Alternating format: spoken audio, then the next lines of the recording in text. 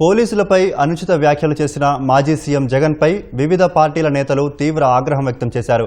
రాజకీయ నాయకులు ఇలాంటి భాష మాట్లాడటం తగదని ధ్వజమెత్తారు.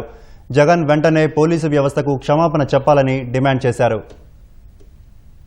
చంద్రబాబు నాయుడు గారి ఇంటి మీదకి వెళ్లి దాడి చేయడానికి ప్రయత్నం చేస్తే వాళ్ళకి ప్రమోషన్ ఇచ్చి మంత్రి పదవి ఇచ్చారు. తెలుగుదేశం పార్టీ కార్యాలయం మీద దాడి చేస్తే వాళ్ళకి ప్రమోషన్స్ ఇచ్చారు. అప్పుడు గుర్తులేదా జగన్మోహన్ రెడ్డి గారికి మీకు ఈ కష్టాలు, ఈ బాధలు? రేపలలో అక్కని ఏడిపిస్తున్నారని చెప్పి అడిగినందుకు పెట్రోల్ పోసి తగలబెట్టారు. అప్పుడు గుర్తు రాలేదే మీకు? ఈ రోజు వచ్చి పోలీసులని బట్టలోడ తీస్తారంటున్నారు. ఏంటి భాష?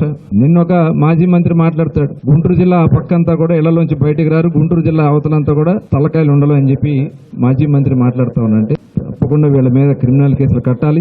నాలుగవ సింహంగా పరిగణించబడుతున్నటువంటి పోలీస్ వ్యవస్థని ఉద్దేశించి జగన్మోహన్ రెడ్డి గారు బట్టలోడు తీసి కొడతాము అని చెప్పి చెప్పటం ఇది సర్వత్రా ఖండించవలసినటువంటి అంశంగా నేను భావిస్తున్నాను. సత్యసాయి జిల్లా ఎస్పీ ఒక మహిళ అనేటువంటి విచక్షణ కూడా కోల్పోయి ఈ రకంగా వ్యాఖ్యానించడం అనేది ఇది సమంజసం కాదు అని చెప్పి జగన్మోహన్ రెడ్డి గారికి తెలియజేస్తున్నాం.